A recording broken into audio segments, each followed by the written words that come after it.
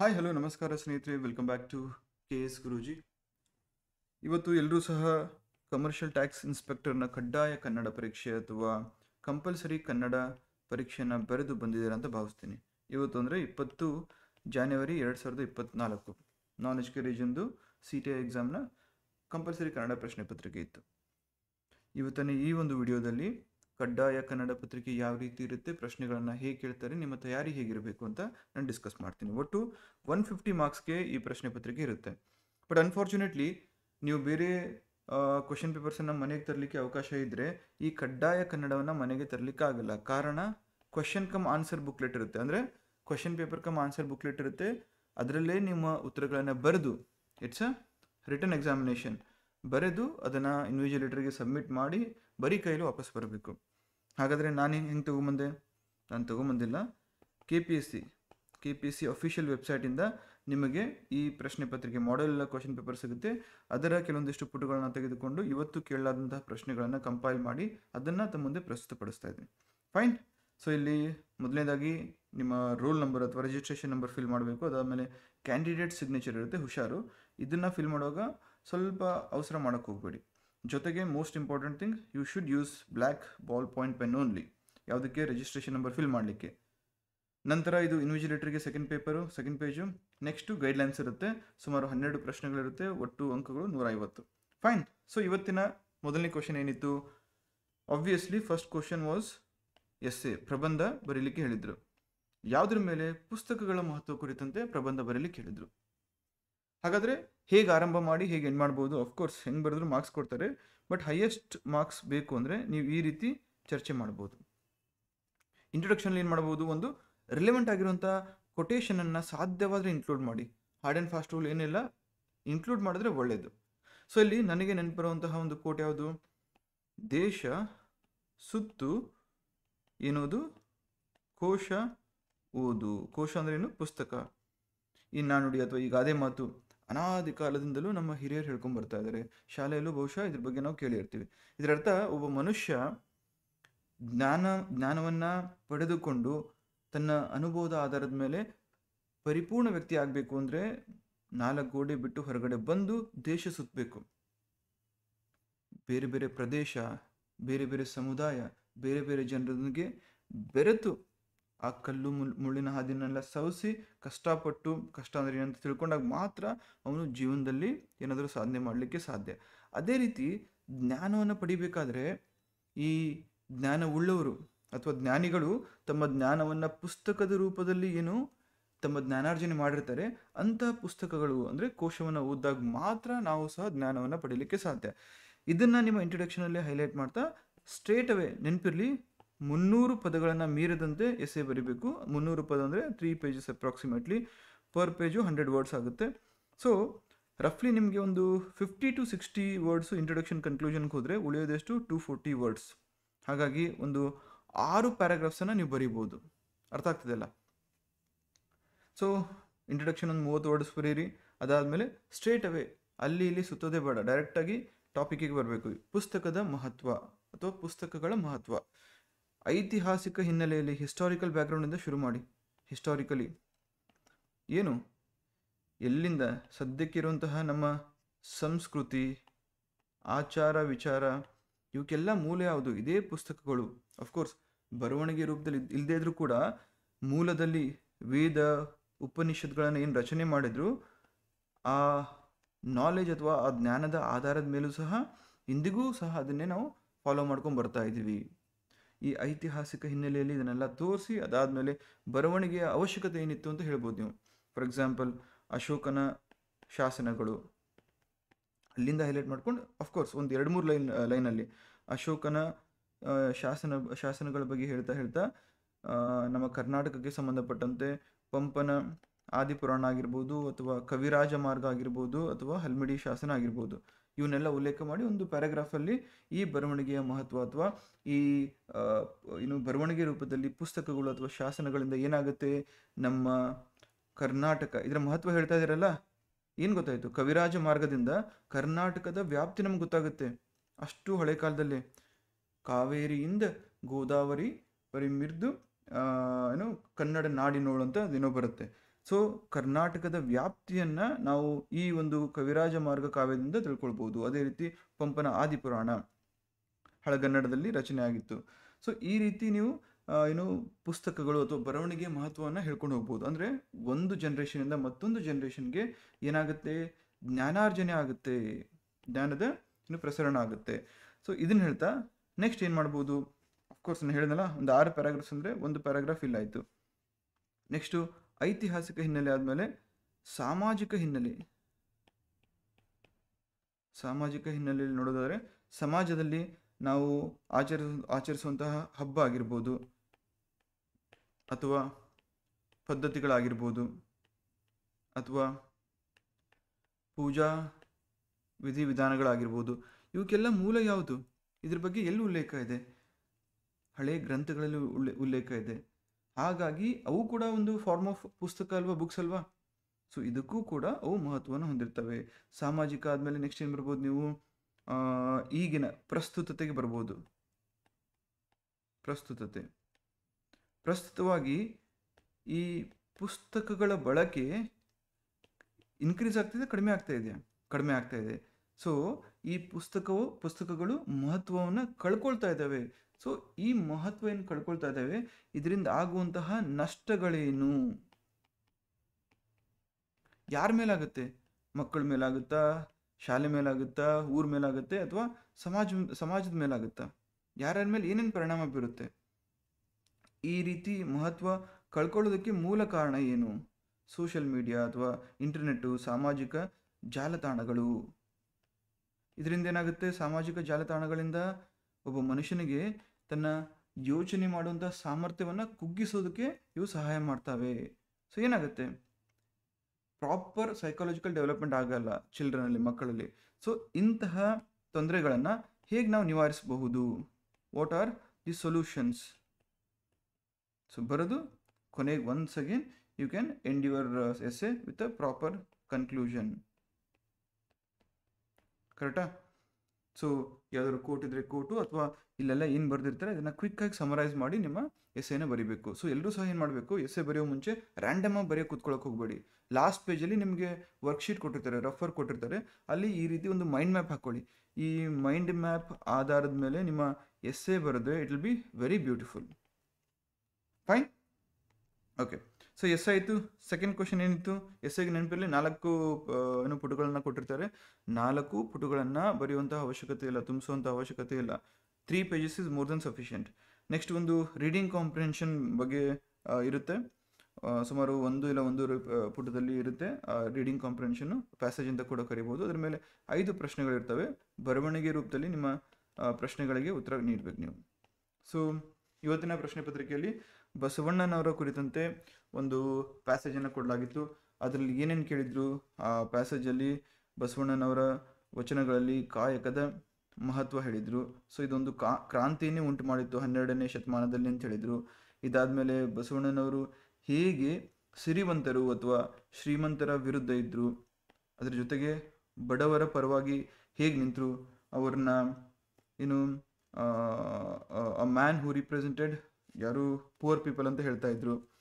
So ಅದ್ರ ಜೊತೆಗೆ ಸಮಾಜದ ಪರವಾಗಿ ಧ್ವನಿಯನ್ನು ಹೇಗೆ ಎತ್ತಿದ್ರು, ಅದರಲ್ಲೂ ಪ್ರಮುಖವಾಗಿ ಮಹಿಳೆಯರು 12ನೇ ಶತಮಾನದಲ್ಲಿ ಸಂಪ್ರದಾಯಿಷ್ಠರು ಅಂತ ಕರೆಸ್ಕೊಳ್ಳೋರು ಯಾರಿದ್ರು, ಅವರು ಈ ಬಸವಣ್ಣನವರು ಮಹಿಳೆಯರ ಶೋಷಣೆ ವಿರುದ್ಧ ಮತ್ತು ಮಹಿಳೆಯರ ಹಕ್ಕಿನ ಪರವಾಗಿ ತಮ್ಮ ಇತರೆ ಸಹಪಾಠಿಗಳು ಅಥವಾ ಅವ್ರ ಜೊತೆ ಇದ್ದಂತಹ ಇತರೆ ವಚನಕಾರರ ಜೊತೆ ಸಮಾಜವನ್ನು ಸುಧಾರಣೆ ಮಾಡಲಿಕ್ಕೆ ಯಾವಾಗ ಮುಂದೆ ಬಂದರು, ಆವಾಗ ಈ ಸಂಪ್ರದಾಯಿಷ್ಠರು ಇವರ ವಿರುದ್ಧ ದಂಗೆ ಎದ್ರು, ಇವರನ್ನು ಹೆದರಿಸಿದ್ರು, ಹೊಡಿತೀವಿ, ಬಡಿತೀವಿ, ಸಾಯಿಸ್ತೀವಿ ಅಂತೆಲ್ಲ ಹೇಳಿದರು. ಆದರೂ ಕೂಡ ಬಿಡಲಿಲ್ಲ ಅವರು. ಸೊ ಈ ರೀತಿ ಸಮಾಜ ಸುಧಾರಣೆಗೆ ತಮ್ಮನ್ನು ತಾವು ತೊಡಗಿಸ್ಕೊಂಡ್ರು. ಸೊ ಇದನ್ನು ಮೊದಲ ಕ್ರಾಂತಿ ಅಂತ ಕರೆದ್ರು. ಈ ರೀತಿ ಪ್ಯಾಸೇಜ್ ಕೊಟ್ಟು 4 ಪ್ರಶ್ನೆ ಕೇಳಿದ್ರು. ಏನು ಪ್ರಶ್ನೆ ಏನು ಕೇಳಿದ್ರು, ಮೊದಲನೇ ಪ್ರಶ್ನೆ ಇತ್ತು, ಬಸವಣ್ಣನವರ ಪ್ರಕಾರ ಯಾವುದು ಕ್ರಾಂತಿಯಾಗುತ್ತದೆ ಅಂತ ಕೇಳಿದ್ರು. ಒಂದು 3 ಲೈನ್ಸಲ್ಲಿ ಬರೆದ್ರೆ ಸಾಕು. ನೆಕ್ಸ್ಟು ಶ್ರೀಮಂತರ ಪರವಾಗಿ ಬಸವಣ್ಣನವರ ನಿಲುವೇನಿತ್ತು ಅಂತ. ಶ್ರೀಮಂತರನ್ನ ಬಸವಣ್ಣನವರು ಯಾವುದಕ್ಕೆ ಹೋಲಿಸಿದ್ರು ಅಂತ ಹೇಳಿದ್ರೆ, ಅಲ್ಲಿ ಒಂದು ರಿಪ್ರೆಸೆಂಟೇಟಿವ್ ಕೈಂಡಲ್ಲಿ ಅವರು ಶ್ರೀಮಂತರ ಒಂದು ಬಿಹೇವಿಯರ್ ಅಥವಾ ನಡವಳಿಕೆ ಬಗ್ಗೆ ಅವ್ರು ಹೇಳಿದರು. ಏನಂತ, ಹಾವು ಕಚ್ಚಿದವ್ರನ್ನ ನೀವು ಮಾತಾಡಿಸ್ಬೋದು, ಗರ ಬಡ್ದವ್ರನ್ನ ಮಾತಾಡಿಸ್ಬೋದು, ಆದರೆ ಯಾವುದೇ ಕಾರಣಕ್ಕೂ ಅಹಂಕಾರದಿಂದ ಬೀಗ್ತಾ ಇರುವಂಥ ಶ್ರೀಮಂತರನ್ನ ಮಾತಾಡಿಸ್ಲಿಕ್ಕೆ ಸಾಧ್ಯವಿಲ್ಲ ಅಂತ ಹೇಳ್ಬಿಟ್ಟು. ಯಾಕಂದರೆ ಅವರು ಬೇಕು ಅಂತಲೇ ಸೈಲೆಂಟ್ ಆಗಿರ್ತಾರೆ, ಬಡವರನ್ನ ಶೋಷಣೆ ಮಾಡ್ತಿರ್ತಾರೆ. ಸೊ ಶ್ರೀಮಂತರ ವಿರುದ್ಧ ಅಥವಾ ಶ್ರೀಮಂತರಿಗೆ ಸಂಬಂಧಪಟ್ಟಂತೆ ಬಸವಣ್ಣನವರ ವ್ಯೂ ಏನಿತ್ತು ಅಂತ ಕೇಳಿದರು. ನೆಕ್ಸ್ಟ್ ಥರ್ಡ್ ಕ್ವಶನು, ಬಸವಣ್ಣನವರನ್ನ ಬಡವರ ಪರ ಅಂತ ಯಾಕೆ ಕರಿತಾ ಇದ್ರು ಅಂತ ಕೇಳಿದರು. ನಾಲ್ಕನೇದು, ಮಹಿಳೆಯರ ಪರವಾಗಿ ಬಸವಣ್ಣನವರ ನಿಲುವು ಏನಿತ್ತು ಅಂತ ಕೇಳಿದರು. ಐದನೇದು, ಕವಿಯ ಪ್ರಕಾರ ಅಥವಾ ಈ ಗದ್ಯದ ಪ್ರಕಾರ ಮೊದಲ ಕ್ರಾಂತಿ ಯಾವುದಾಗಿತ್ತು ಅಂತ ಇಷ್ಟು ಪ್ರಶ್ನೆ ಕೇಳಿದ್ರು. ಇಟ್ ಈಸ್ ವೆರಿ ಈಸಿ, ಆರಾಮಾಗಿ ಬರೀಬೋದು. ಪ್ರತಿ ಪ್ರಶ್ನೆಗೂ 3 to 4 ಲೈನ್ಸಲ್ಲಿ ಆನ್ಸರ್ ಬರ್ತದೆ, ದಟ್ ಇಸ್ ಸಫಿಷಿಯಂಟ್. ಅರ್ಧ ಪೇಜ್ ಗ್ಯಾಪ್ ಕೊಟ್ಟಿರ್ತಾರೆ ಪ್ರತಿ ಕ್ವಶನ್ಗೂ, ನೀವು ಅರ್ಧ ಪೇಜ್ ಬರೆಯುವಂಥ ಅವಶ್ಯಕತೆ ಇಲ್ಲ. ನೆಕ್ಸ್ಟು ಸಂಕ್ಷಿಪ್ತ ಲೇಖನ ಅಥವಾ ಪ್ರಿಸಿ ರೈಟಿಂಗ್ ಇರುತ್ತೆ. ಪ್ರಿಸಿಯಲ್ಲಿ ಇವತ್ತು ನೀಡಿದಂತಹ ಒಂದು ಟಾಪಿಕ್ ಹೆಂಗಿತ್ತು ಅಂದರೆ, ಕನ್ನಡ ಭಾಷೆ ಮೇಲೆ ಅನ್ಯ ಭಾಷೆಗಳ ಪ್ರಭಾವ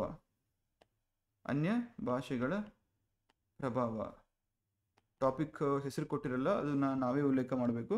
ಬಟ್ ಓವರಾಲ್ ಪ್ಯಾಸೇಜ್ ಯಾವ ರೀತಿ ಇತ್ತು ಅಂದರೆ, ಅನ್ಯ ಭಾಷೆ ಅಂದರೆ ಇಲ್ಲಿ ಪ್ರಮುಖವಾಗಿ ಹಿಂದಿ ಮತ್ತು ಇಂಗ್ಲೀಷ್, ಈ ಎರಡೂ ಭಾಷೆಗಳು ಕನ್ನಡದ ಮೇಲೆ ವ್ಯಾಪಕವಾಗಿ ಪ್ರಭಾವವನ್ನು, ಅದು ನೆಗೆಟಿವ್ ಪರಿಣಾಮವನ್ನು ಬೀರ್ತಾ ಇದ್ದಾವೆ ಅಂತ ಒಂದು ಪ್ಯಾಸೇಜ್ ಇತ್ತು. ಅದನ್ನು ಸುಮಾರು 100 ವರ್ಡ್ಸಲ್ಲಿ ನೀವು ಬರೀಬೇಕು. 150-200 ವರ್ಡ್ಸಲ್ಲಿ ಇರುತ್ತೆ, ಅದನ್ನು 100 ವರ್ಡ್ಸಲ್ಲಿ ಬರೀಬೇಕು. ಈ ಥರ ಬಾಕ್ಸ್ ಎಲ್ಲ ಇರುತ್ತೆ, ಆ ಪ್ರತಿಯೊಂದು ಬಾಕ್ಸಲ್ಲೂ ಒಂದೊಂದು ಪದ ತುಂಬಿಸಿ ನೀವು ಬರೀಬೇಕು. ಯಾವುದೇ ಕಾರಣಕ್ಕೂ ಪ್ಯಾರಾಗ್ರಾಫ್ ಮಾಡುವಂಥ ಅವಶ್ಯಕತೆ ಇರಲ್ಲ, ರೈಟ್? ಸೊ ಪ್ಯಾಸೇಜಲ್ಲಿ ಏನೇನು ಹೇಳಿದರು ಅಂದರೆ, ಈ ಹಿಂದಿ ಮತ್ತು ಆಂಗ್ಲ ಭಾಷೆಯ ಹೇರಿಕೆಯಿಂದ ಕನ್ನಡಕ್ಕೆ ಏನು ಕೆಡುಕಾಗ್ತಾ ಇದೆ, ಕನ್ನಡವನ್ನು ಬಳಸೋರು ಕಡಿಮೆ ಆಗಿದ್ದಾರೆ. ಅದರಲ್ಲೂ ಎಸ್ಪೆಷಲಿ ಈ ಕೇಂದ್ರ ಸಂಸ್ಥೆಗಳು ಇರ್ತಾವಲ್ಲ, CBI ಆಗಿರ್ಬೋದು ಅಥವಾ ಲೈಫ್ ಇನ್ಶೂರೆನ್ಸ್ ಕಾರ್ಪೊರೇಷನ್ ಆಗಿರ್ಬೋದು, ಸೊ ಇಂತಹ ಸಂಸ್ಥೆಗಳು, ಆಮೇಲೆ ರೈಲ್ವೇಸ್ ಆಗಿರ್ಬೋದು, ಪೋಸ್ಟ್ ಆಫೀಸ್ ಆಗಿರ್ಬೋದು, ಅಲ್ಲಿ ಕಡ್ಡಾಯವಾಗಿ ಹಿಂದಿ ಮತ್ತು ಇಂಗ್ಲೀಷನ್ನು ಬಳಕೆ ಮಾಡ್ತಾರೆ.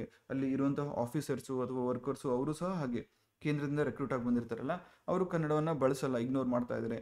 ಇದರಿಂದ ಕನ್ನಡ ಏನಾಗ್ತದೆ, ಅದು ಒಂಥರ ಲಾಸ್ಟ್ ಬೆಂಚ್ಗೆ ಹೋಗ್ತಾ ಇದೆ.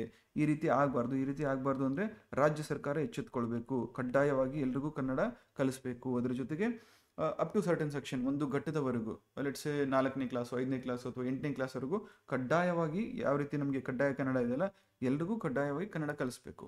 ಎಲ್ಲರೂ ಅಂದರೆ ನಮ್ಮ ರಾಜ್ಯದಲ್ಲಿ ಯಾರ್ಯಾರಿದ್ದಾರೋ, ವರ್ಕ್ ಮಾಡೋಕ್ಕೆ ಬಂದಿರ್ಬೋದು, ಕಲಿಯೋಕ್ಕೆ ಬಂದಿರ್ಬೋದು, ಎಲ್ಲರೂ ಸಹ ಕಡ್ಡಾಯವಾಗಿ ಕನ್ನಡ ಕಲಿಸ್ಬೇಕು. ಅದರ ಜೊತೆಗೆ ಅನ್ಯ ಭಾಷಿಗರು, ಅವರು ಇಲ್ಲಿ ಕೆಲಸ ಮಾಡೋಕ್ಕೆ ಬಂದು ಸಿಲಿಕಾನ್ ಸಿಟಿಯಲ್ಲಿ ಸೆಟ್ಲ್ ಆಗಿದ್ದಾರೆ, ಅವರಿಂದ ನಮ್ಮ ಕೆಲಸಕ್ಕೆ, ಕನ್ನಡಿಗರಿಗೆ ಕೆಲಸಕ್ಕೆ ಕೂತು ಬಂದಿದೆ. ಹಾಗಾಗಿ ರಿಸರ್ವೇಷನ್ ಕೊಡಬೇಕು, ಯಾರು ಕನ್ನಡಿಗರಿಗೆ ರಿಸರ್ವೇಷನ್ ಕೊಟ್ಟು ಹೊರಗಿನವ್ರಿಗೆ ಏನು ಕನ್ನಡವನ್ನು ಕಲಿಸಲಿಕ್ಕೆ ಅನುಕೂಲ ಮಾಡಿಕೊಡ್ಬೇಕು ಅಂತ. ಈ ರೀತಿ ಸುಮಾರು 1.5 ಪುಟ ಅಥವಾ 2 ಪುಟದಷ್ಟು ಕಂಟೆಂಟ್ ಇತ್ತು. ಅದನ್ನು 100 ವರ್ಡ್ಸಲ್ಲಿ ನೀವು ಸಂಕ್ಷಿಪ್ತವಾಗಿ ಬರೀಬೇಕು. ಫೈನ್. ನೆಕ್ಸ್ಟು ಇನ್ನೊಂದು ಅಂಶ ಕೂಡ ಈ ಪ್ರಿಸಿಯಲ್ಲಿ ಮೆನ್ಷನ್ ಮಾಡಿದ್ರು, ಇಂಗ್ಲೀಷ್ ಬಳಕೆ ಇತ್ತೀಚೆಗೆ ಪ್ರತಿಷ್ಠೆ ಅನಿಸ್ಕೊಂಡ್ಬಿಟ್ಟಿದೆ. ಕೆಲವೊಂದಿಷ್ಟು ಪೇರೆಂಟ್ಸು ಇಂಗ್ಲೀಷನ್ನು ಬಳಸೋದ್ರ ಮುಖಾಂತರ ಅದು ಕೇವಲ ಭಾಷಾ ಮಾಧ್ಯಮವಾಗಿರದೆ, it has become a question of prestigious issue ಆಗಿದೆ. ಇಂಗ್ಲೀಷ್ ಬರೆದಿದ್ರೆ ಅವರು ಒಂಥರ ಸೋಷಿಯಲಿ, ಸಾಮಾಜಿಕವಾಗಿ ಮಿಡಲ್ ಲೆವೆಲ್, ಇನ್ಫೀರಿಯರ್ ಅಂತ ಭಾವನೆ ಮೂಡುವಂಥ ಒಂದು ಸಂದರ್ಭ. ಫೈನ್, ಸಂಕ್ಷಿಪ್ತ ಲೇಖನ ಇತ್ತು. ನೆಕ್ಸ್ಟು ಭಾಷಾಂತರ ಕೊಟ್ಟಿದ್ದು, ಟ್ರಾನ್ಸ್ಲೇಷನ್ ಇಂಗ್ಲೀಷಲ್ಲಿತ್ತು, ಕನ್ನಡದಲ್ಲಿ ಇಂಗ್ಲೀಷಲ್ಲಿತ್ತು. ಎಸ್, ಇಂಗ್ಲೀಷಲ್ಲಿ ಇದನ್ನು ನೀವು ಕನ್ನಡಕ್ಕೆ ಅನುವಾದ ಮಾಡಬೇಕು. ಫೈನ್. ಸೊ ಒಬ್ಬ ಶ್ರೀಮಂತ ವ್ಯಕ್ತಿ ಇರ್ತಾನೆ, ಅದು ಒಂದು ಸ್ಟೋರಿ ಹೇಳ್ಬಿಡ್ತೀನಿ ಬ್ರೀಫಾಗಿ, ಇಂಗ್ಲೀಷಲ್ಲಿ ಯಾವ ಥರ ಕೊಟ್ಟಿದ್ರು ಅಂತ. ಒಂದು ಹಳ್ಳಿಯಲ್ಲಿ ಒಬ್ಬ ಶ್ರೀಮಂತ ವ್ಯಕ್ತಿ ಇರ್ತಾನಂತೆ, ಒಂದು ಮನೆಯಲ್ಲಿ ಸುಮಾರು ಜನ ಕೆಲಸದವ್ರು ಇರ್ತಾರೆ. ಕೆಲಸದವ್ರಿಗೆ ತುಂಬ ರೆಸ್ಪೆಕ್ಟ್ ಕೊಡ್ತಾ ಇರ್ತಾನೆ. ಬಟ್ ಒಂದಿನ ಅನ್ಫಾರ್ಚುನೇಟ್ಲಿ ಅವನ ಮನೆಯಲ್ಲಿದ್ದಂತಹ ಅಮೂಲ್ಯವಾದ ವಸ್ತುಗಳ ಕಳ್ಳತನ ಆಗೋಗುತ್ತೆ. ಇರುವಂತಹ ಒಂದು 10-20 ಕೆಲಸದವರಲ್ಲಿ ಯಾರೋ ಒಬ್ಬರು ತೊಗೊಂಡಿರ್ತಾರೆ ಅಂತ ಅವ್ನಿಗೆ ಗೊತ್ತಿರುತ್ತೆ. ಅದಕ್ಕೋಸ್ಕರ ಎಲ್ರಿಗೂ ಪೊಲೀಸನ್ನು ಕರೆಸಿ ಅವರಿಂದ ಇನ್ವೆಸ್ಟಿಗೇಷನ್ ಮಾಡೋ ನೆಪದಲ್ಲಿ ಪೀಡಿಸಬಾರ್ದು ಅಂತ ಅವ್ನು ಏನು ಮಾಡ್ತಾನೆ, ಒಂದು ಐಡಿಯಾ ಮಾಡ್ತಾನೆ, ಒಂದು ಪ್ಲ್ಯಾನ್ ಮಾಡ್ತಾನೆ, ಯೋಜನೆ ಹಾಕ್ಕೊಳ್ತಾನೆ. ಆ ಯೋಜನೆ ಪ್ರಕಾರ ಮನೆಗೆ ಒಬ್ಬ ಸ್ವಾಮೀಜಿಯನ್ನು ಕರೆಸ್ತಾನೆ. ಆ ಸ್ವಾಮೀಜಿ ಪಾದಪೂಜೆ ಮಾಡಿ ಎಲ್ಲ ಗ್ರ್ಯಾಂಡಾಗಿ ವೆಲ್ಕಮ್ ಮಾಡ್ತಾನೆ. ಸ್ವಾಮೀಜಿ ಮುಂದೆ ತನ್ನ ಅಳಲನ್ನು ತೊಡ್ಕೊತಾನೆ. ಸ್ವಾಮೀಜಿ ಒಂದು ಐಡಿಯಾ ಕೊಡ್ತಾರೆ. ಸೇಮ್ ಹೈಟ್ ಇರುವಂತಹ ಅಥವಾ ಸೇಮ್ ಲೆಂತ್ ಇರುವಂತಹ ಕೆಲವೊಂದಿಷ್ಟು ಕೋಲುಗಳನ್ನು ತರಿಸ್ತಾರೆ. ಆ ಕೋಲುಗಳನ್ನು ಎಲ್ಲರೂ ಕೆಲಸದವ್ರ ಕೈಯಲ್ಲಿ ಕೊಟ್ಟು ಏನು ಹೇಳ್ತಾರೆ, ಯಾರು ನಿಮ್ಮಲ್ಲಿ ಕಳ್ಳರಿದ್ದೀರಾ ಅವ್ರಿಗೆ ಅವ್ರ ಕೈಲಿರುವಂತಹ ಕೋಲು ಅಥವಾ ಅವ್ರ ಜೊತೆ ಇರುವಂತಹ ಕೋಲು ನೆಕ್ಸ್ಟ್ ಡೇ ಅಂದರೆ ಮರುದಿನ ಬೆಳಿಗ್ಗೆ 1 ಇಂಚು ಬೆಳೆಯುತ್ತೆ ಅಂತ ಹೇಳ್ತಾರೆ. ಹೇಳಿ ಅವ್ರ ಮನೆ ಕಳಿಸ್ಬಿಡ್ತಾರೆ. ಇಲ್ಲಿ ಯಾರು ಕಳ್ಳ ಇರ್ತಾನ ಜನದಲ್ಲಿ ಒಬ್ಬ ನಿದ್ದೆ ಇರ್ತಾನೆ, ಅವನೇನು ಮಾಡ್ತಾನೆ, ಹೆದರಿ ಏನು ಮಾಡ್ತಾನೆ, ನೆಕ್ಸ್ಟ್ ಡೇ ಬರುವಾಗ ಅಯ್ಯೋ ನಂದು ಕೋಲು ಉದ್ದಾಗಿರುತ್ತೆ, ನಾನು ಸಿಕ್ಕಾಕೊಂಡ್ಬಿಡ್ತೀನಿ ಅಂತ ಹೇಳ್ಬಿಟ್ಟು 1 ಇಂಚು ಕಟ್ ಮಾಡ್ಕೊಂಡ್ಬರ್ತಾನೆ. ಸೊ ಅಲ್ಲಿ ಬಂದಾಗ ಆಬ್ವಿಯಸ್ಲಿ ಒಂದು ಚಿಕ್ಕದಾಗಿರೋ ಗೊತ್ತಾಗುತ್ತೆ ಒಂದು ಕೋಲು. ಸೊ ಹಾಗಾಗಿ ಈ ಸ್ವಾಮೀಜಿ ಅವನನ್ನು ಹಿಡಿದು ಬಿಡ್ತಾರೆ. ಕೊನೆಗೆ ಒಂದು ತಪ್ಪು ಒಪ್ಪುತ್ತಾನೆ, ಕನ್ಫೆಷನ್ ಮಾಡ್ಕೊತಾನೆ. ಅದಾದಮೇಲೆ ಕನ್ಫೆಷನ್ ಮಾಡಿಕೊಂಡು ಇವನು ಶ್ರೀಮಂತ ಕೂಡ ಕ್ಷಮಿಸ್ತಾನೆ. ಕೊನೆಗೆ ಗೊತ್ತಾಗುತ್ತೆ ಅವನು ಸ್ವಾಮೀಜಿ ಅಲ್ಲ, ಇವನು ಅವನ ಸ್ನೇಹಿತ ಸ್ವಾಮೀಜಿ ವೇಷದಲ್ಲಿ ಬಂದು ಈ ರೀತಿ ಕಳ್ಳನನ್ನು ಹಿಡಲಿಕ್ಕೆ ಹೆಲ್ಪ್ ಮಾಡ್ದ ಅಂತ ಹೇಳ್ಬಿಟ್ಟು. ಸೊ ಭಾಷಾಂತರ ಆಯಿತಾ. ನೆಕ್ಸ್ಟು ಪತ್ರಲೇಖನ ಇತ್ತು. ನೆನಪಿರಲಿ, ಪತ್ರಲೇಖನದಲ್ಲಿ ಟು ಆ್ಯಂಡ್ ಫ್ರಾಮ್ ಅಡ್ರೆಸ್ಸು ಅವರೇ ಕೊಟ್ಟಿರ್ತಾರೆ. ಫ್ರಾಮು ABC ಅಂತ ಕೊಟ್ಟಿರ್ತಾರೆ. ABC ಕೊಟ್ಟು ಸಮಥಿಂಗ್ XYZ ಅಂತ ಅಡ್ರೆಸ್ ಕೊಟ್ಟಿರ್ತಾರೆ, ನಂಬರ್ ಕೊಟ್ಟಿರ್ತಾರೆ 1 2 3 4 ಅಂತ. ಯಾವುದೇ ಕಾರಣಕ್ಕೂ ನಿಮ್ಮ ಪರ್ಸ್ನಲ್ ನಂಬರು, ಹೆಸರನ್ನು ಅಥವಾ ಡೀಟೇಲ್ಸನ್ನು ಬರೀಲಿಕ್ಕೆ ಹೋಗಬೇಡಿ. ಏನಾಗುತ್ತೆ, ಅದು ಅಸಿಂಧು ಆಗುತ್ತೆ, ಅದನ್ನು ಕನ್ಸಿಡರ್ ಮಾಡಲ್ಲ, ಡಿಬಾರ್ ಕೂಡ ಮಾಡಬಹುದು. ಫೈನ್. ಟೂಗೂ ಅವರೇ ಕೊಟ್ಟಿರ್ತಾರೆ. ABC XYZ, ಸಂಪಾದಕರು, ಪ್ರಜಾ ಮತ, ಈ ಥರ ದಿನಪತ್ರಿಕೆ ಏನೇನು ಕೊಟ್ಟಿರ್ತಾರೆ. ಒಟ್ಟಿನಲ್ಲಿ ಇವತ್ತಿನ ಟಾಪಿಕ್ ಏನಿತ್ತು ಅಂತ ಹೇಳಿದ್ರೆ ಪೆಟ್ರೋಲ್ ಮತ್ತು ಡೀಸೆಲ್ ದರ ಏರಿಕೆ ಕುರಿತಂತೆ ಏನಿತ್ತು ಪತ್ರಲೇಖನ ಕೇಳಿದರು. ಸೊ ಅದ್ರ ಬಗ್ಗೆ ಬ್ರೀಫಾಗಿ ಬರೆದ್ರು ಸಾಕು. ಪೆಟ್ರೋಲ್ ಡೀಸೆಲ್ ರೇಟ್ ಇನ್ಕ್ರೀಸ್ ಆಗ್ತಾ ಇದೆ, ಇದರಿಂದ ಯಾರಿಗೆ, ಜನಸಾಮಾನ್ಯರಿಗೆ ಕಷ್ಟ ಆಗ್ತಾ ಇದೆ. ಇನ್ಫ್ಲೇಷನ್, ಹಣದು ಬರದ ಸಂದರ್ಭದಲ್ಲಿ ಈ ಥರ ಪೆಟ್ರೋಲ್ ಡೀಸೆಲ್ ರೇಟ್ ಇನ್ಕ್ರೀಸ್ ಆದರೆ ಜನರೆಲ್ಲಿ ಹೋಗಬೇಕು, ಅವ್ರ ಸೇವಿಂಗ್ಸ್ ಎಲ್ಲ ಇಲ್ಲೇ ಹೊರಟೋಗುತ್ತೆ. ಹಾಗಾಗಿ ಇದನ್ನು ಕಡಿಮೆ ಮಾಡಲಿಕ್ಕೆ ಯಾರು ಈ ಪತ್ರಿಕೆಯವರಿಗೆ ನೀವು ರಿಕ್ವೆಸ್ಟ್ ಮಾಡಬೇಕು. ಏನಂತ, ಸರ್ಕಾರಕ್ಕೆ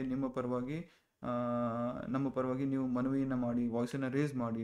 ಇದರಿಂದ ಸರ್ಕಾರ ಏನಾಗುತ್ತೆ, ಪ್ರೆಷರ್ಗೆ ಒಳಪಟ್ಟು ರೇಟನ್ನು ರಿಡ್ಯೂಸ್ ಮಾಡ್ತಾರೆ ಅಂತ ಪತ್ರಲೇಖನ ಬರಿಬೇಕಿತ್ತು. ಫೈನ್. ನೆಕ್ಸ್ಟು ಗಾದೆಗಳನ್ನು ಕೇಳಿದ್ರು.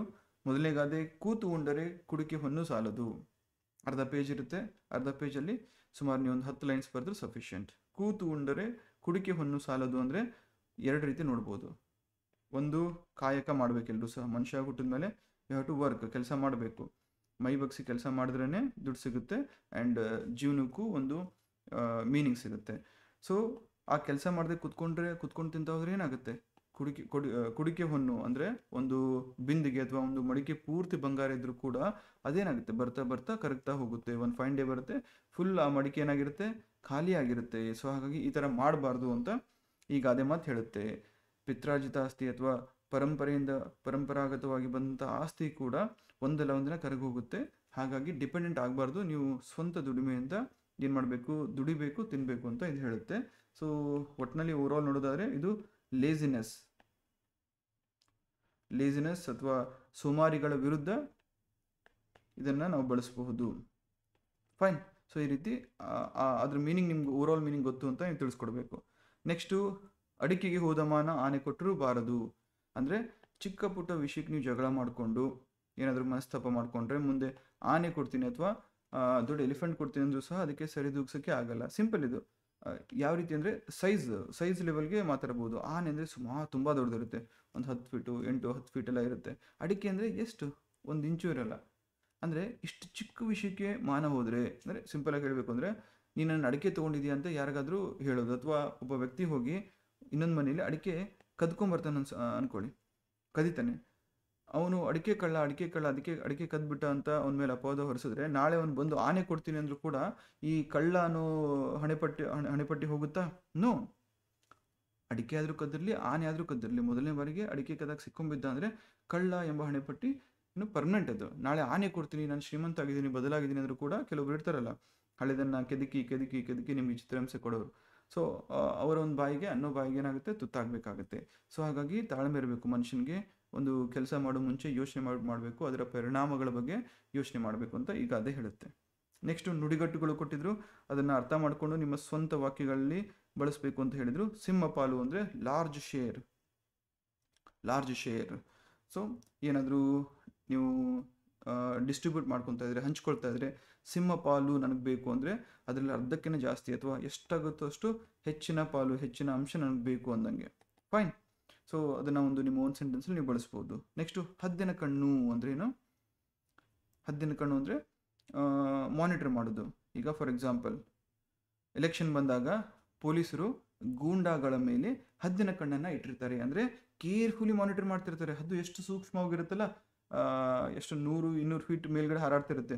ಆ ರೀತಿ ಹಾರಾಡ್ತಾ ಇದ್ರು ಕೂಡ ಅದೇನು ಮಾಡುತ್ತೆ, ಕೆಳಗಡೆ ಎಲ್ಲಿ ಯಾವ ಪಕ್ಷಿ ಯಾವ ಇಲಿ ಓಡಾಡ್ತಾ ಇದೆ, ಯಾವುದು ಕ್ರಿಮಿಕೀಟ ಓಡಾಡ್ತಾ ಇದೆ ಅಂತ ಅಲ್ಲಿಂದನೇ ನೋಡ್ತಾ ಇರುತ್ತೆ. ಸೊ ಸಡನ್ನಾಗಿ ಅಟ್ಯಾಕ್ ಮಾಡಿ ಅಟ್ ಒನ್ ಗೋ ಅದನ್ನು ಕ್ಯಾಚ್ ಮಾಡ್ಕೊಂಡು ಹೊರಟೋಗುತ್ತೆ.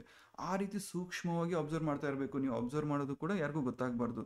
ಇದು ಹದ್ದಿನ ಕಣ್ಣಿನ ಮೀನಿಂಗ್. ಫೈನ್. ನೆಕ್ಸ್ಟು 8ನೇ ಪ್ರಶ್ನೆ. ಇಲ್ಲಿಂದ ಸಿಂಪಲ್ ಒನ್ ಲೈನರ್ಸ್ ಎಲ್ಲ ಇದ್ವು, ಕೆಲವೊಂದಿಷ್ಟು ಕ್ವಶನ್ಸ್ ಇದ್ದು ಡೈರೆಕ್ಟಾಗಿ ನೀವು ಒನ್ ವರ್ಡಲ್ಲಿ ಆನ್ಸರ್ ಬರೀಬೇಕಿತ್ತು. ಪ್ರಾಚೀನ ಕರ್ನಾಟಕ ಭೌಗೋಳಿಕ ವಿಸ್ತೀರ್ಣವನ್ನು ತಿಳಿಸುವ ಕೃತಿ ಯಾವುದು? ಕವಿರಾಜ ಮಾರ್ಗ. ಕಾವೇರಿಯಿಂದ ಗೋದಾವರಿ ಮಿರ್ದ ಕನ್ನಡ ನಾಡಿನವಳು ಅಂತ ಏನೋ ಬರುತ್ತೆ ಅದು. ಸೊ ಅದನ್ನು ಈ ಕವಿರಾಜ ಮಾರ್ಗದಲ್ಲಿ ಉಲ್ಲೇಖ ಮಾಡಿದ್ರು. ಅಂದರೆ ಕಾವೇರಿಯಿಂದ ಗೋದಾವರಿವರೆಗೆ ಕರ್ನಾಟಕದ ಏನು ಭೂಗೋಳ ಅಥವಾ ಕರ್ನಾಟಕದ ವ್ಯಾಪ್ತಿ ಇತ್ತು ಅಂತ ಅದರಲ್ಲಿ ಹೇಳಲಾಗಿದೆ. ಇದನ್ನ ಯಾರು ಬರೆದ್ರು? 1ನೇ ಅಮೋಘ ವರ್ಷ ಅಲ್ವಾ ಕವಿರಾಜ ಮಾರ್ಗ ಬರೆದಿದ್ದು. ಫೈನ್. ನೆಕ್ಸ್ಟು, ಮನುಜರ ಮೇಲೆ ಸಾಯುವವರ ಮೇಲೆ ಕಾವ್ಯ ಬರೆಯುವುದಿಲ್ಲ ಎಂದು ಹೇಳಿದಂತಹ ಕವಿ ಯಾರು? ಚಂಪೂ ಕವಿ. ಯಾರು? ಹರಿಹರ. ಹರಿಹರ ರಗಳೆ ಕವಿ ಅಂತ ಕೂಡ ಕರೀತಾರೆ ಇವನಿಗೆ. ಸೊ ಹರಿಹರ ಇದನ್ನ ಹೇಳಿದ್ದು. ರೂಪಕ ಚಕ್ರವರ್ತಿ ಅಂತ ಯಾರನ್ನ ಕರಿತೀವಿ? ಕುಮಾರವ್ಯಾಸ. ಕುಮಾರವ್ಯಾಸ ಹಾಡಿದನೆಂದರೆ ಕಲಿಯುಗ ದ್ವಾಪರವಾಗುವುದು. ರೈಟ್. ನೆಕ್ಸ್ಟು, ಇದು ಇಂಪಾರ್ಟೆಂಟು, ಸುಮಾರು ಜನ ಇಲ್ಲಿ ಕನ್ಫ್ಯೂಸ್ ಮಾಡ್ಕೊಂಡಂಥ ಸಾಧ್ಯತೆ ಇರುತ್ತೆ. ಯಾಕಂದರೆ ಇಲ್ಲಿ ಕೇಂದ್ರ ಸಾಹಿತ್ಯ ಅಕಾಡೆಮಿ ಪ್ರಶಸ್ತಿ ಪಡೆದಂತಹ ಮೊದಲ ಮಹಿಳಾ ಸಾಹಿತಿ ಯಾರು ಅಂತ ಕೇಳಿದ್ದಾರೆ. ಕರೆಕ್ಟಾ? ಸುಮಾರು ಜನ ಏನು ಕನ್ಫ್ಯೂಸ್ ಮಾಡ್ಕೊಂಡಿರ್ತಾರ, ಪ್ರಶಸ್ತಿ ಪಡೆದ ಮೊದಲ ಕನ್ನಡ ಮಹಿಳಾ ಸಾಹಿತಿ ಯಾರು ಅಂತ ಕನ್ಫ್ಯೂಸ್ ಮಾಡ್ಕೊಂಡು ಬೇರೆ ಆನ್ಸರ್ ಬರೆದು ಬಂದಿರ್ತಾರೆ. ಬಟ್ ದಿ ಆನ್ಸರ್ ಈಸ್ 1956ರಲ್ಲಿ ಮೊಟ್ಟ ಮೊದಲ ಬಾರಿಗೆ ಅಮೃತಾ ಪ್ರೀತಮ್ ಅವರು, ಯಾರು? ಅಮೃತಾ ಪ್ರೀತಮ್ ಅವರು ತಮ್ಮ ಸುನಹೆಡೆ ಎಂಬ ಕೃತಿಗೆ ಮೊಟ್ಟ ಮೊದಲ ಬಾರಿಗೆ ಕೇಂದ್ರ ಸಾಹಿತ್ಯ ಅಕಾಡೆಮಿ ಪ್ರಶಸ್ತಿಯನ್ನು ಪಡೆದಂತಹ ಮಹಿಳಾ ಸಾಹಿತಿ ಆಗ್ತಾರೆ. ಫೈನ್. ನೆಕ್ಸ್ಟು, ತತ್ಸಮ ತದ್ಭವ. ಸುಮಾರು ಜನ ಕನ್ಫ್ಯೂಸ್ ಮಾಡ್ಕೊಂಡಿರ್ತಾರೆ ಅಂತ ಭಾವಿಸ್ತೀನಿ. ಯಾಕಂದರೆ ಎಷ್ಟೋ ಜನಕ್ಕೆ ತತ್ಸಮ ತದ್ಭವ ಒಂಥರ ಕಬ್ಬಿಣದ ಕಡಲೆ ಥರ ಆಗೋಗಿರುತ್ತೆ. ಅಗ್ನಿ ಅಂದರೆ ಅಗ್ಗಿ, ಆರ್ಯ ಅಂದರೆ ಅಜ್ಜ, ಅಮೃತ ಅಂದರೆ ಆಮರ್ದು, ಪ್ರಾಣ ಅಂದರೆ ಪಿರಾಣ, ತ್ಯಾಗ ಅಂದರೆ ಶಾಗ. ಫೈನ್. ನೆಕ್ಸ್ಟು, ಬಿಡಿಸಿ ಬರೆಯಿರಿ. ಒಗ್ಗಟ್ಟು ಅಂದರೆ 1 + ಕಟ್ಟು. ಫೈನ್. ಏಕೈಕ ಅಂದರೆ ಏಕ + ಏಕ. ಮೈ ದೊಡವಿ ಅಂದರೆ ಮೈ + ತೊಡವಿ. ಕಾಲ್ ಬಳೆ ಅಂದರೆ ಕಾಲು + ಬಳೆ. ನಳಿನಾನನೆ ಅಂದರೆ ನಳಿನ + ಆನನೆ ಅಂತ ಬರುತ್ತೆ. ಏನು? ನಳಿನ + ಆನನೆ ಅಂತ ಹೇಳ್ಬಿಟ್ಟು. ಅಂದರೆ ತಾವರೆ ಮೊಗದವಳು ಅಂತ ಅರ್ಥ. ತಾವರೆ ಮೊಗದವಳು ಅಂತ, ತಾವರೆಯಂತಹ ಮುಖವನ್ನು ಉಳ್ಳವಳು. ಇದನ್ನ ನೀವು ನಾಗಚಂದ್ರ ಕೇಳಿದಿರಾ? ನಾಗಚಂದ್ರನ ರಾಮಚಂದ್ರ ಚರಿತ ಪುರಾಣದಲ್ಲಿ ನೋಡ್ಬೋದು. ರಾಮಚಂದ್ರ ಚರಿತ ಪುರಾಣದಲ್ಲಿ ಇದ್ರ ಬಗ್ಗೆ ಉಲ್ಲೇಖ ಇದೆ. ಫೈನ್. ನೆಕ್ಸ್ಟು, ಅರ್ಥಗಳ ಬಗ್ಗೆ ಕೇಳಿದ್ರು. ಸ್ವಲ್ಪ ಡಿಫಿಕಲ್ಟ್ ಇತ್ತು ಅರ್ಥಗಳು ಅಂತ ಅನ್ಸುತ್ತೆ. ಕತಿ ಅಂದರೆ ಕೋಪ, ಸಿಟ್ಟು. ನೆಕ್ಸ್ಟು, ಸಲೀಲ ಅಂದರೆ ನೀರು, ಜಲ ಅಂತ ಅರ್ಥ. ವಕ್ತ್ರ ಅಂದರೆ ಬಾಯಿ. ಇಬ ಅಂದರೆ ಆನೆ. ಪಂಕ ಅಂದರೆ ಕೊಳೆ ಅಥವಾ ಕೆಸರು. ಫೈನ್. ನೆಕ್ಸ್ಟು, ವಿರುದ್ಧಾರ್ಥಕ ಪದಗಳು. ಸ್ವಾರ್ಥ, ನಿಸ್ವಾರ್ಥ. ಕೀರ್ತಿ, ಅಪಕೀರ್ತಿ. ಆಸಕ್ತಿ, ನಿರಾಸಕ್ತಿ. ನೆಕ್ಸ್ಟು, ರಾಗ, ವಿರಾಗ. ಜನ, ನಿರ್ಜನ. ಸೊ ಓವರಾಲ್ ನೋಡಿದ್ರೆ ನಿಮಗೆ ಈ ಒಂದು ಸೆಕ್ಷನ್ ಅರ್ಥ ಮತ್ತು ಬಿಡಿಸಿ ಬರೆಯರಲ್ಲಿ ಕೆಲವೊಂದಿಷ್ಟು, ಆಮೇಲೆ ತತ್ಸಮ ತದ್ಭವ ಯಾರಿಗೆ ಗೊತ್ತಿರಲ್ಲ ಅವ್ರಿಗೆ ಕಷ್ಟ ಆಗ್ಬೋದು. ಅದನ್ನು ಬಿಟ್ಟರೆ everything else was manageable. And the best part is 150 marks ಇದ್ದರೂ ಕೂಡ it is just qualifying in nature. So ಹೇಗಾಗಿದೆ ನಿಮ್ಮದು ಎಕ್ಸಾಮ್ಸ್ ಎಲ್ಲ? ಕಡ್ಡಾಯ ಕನ್ನಡ ದಯವಿಟ್ಟು ಕಮೆಂಟ್ ಮಾಡಿ ತಿಳಿಸಿ. ನಾಳೆ ಪರೀಕ್ಷೆಗೆ GS ಅಂದರೆ GK ಪೇಪರು ಮತ್ತು ಕಮ್ಯುನಿಕೇಷನ್ ಪೇಪರ್ಗೆ all the very best. See you tomorrow.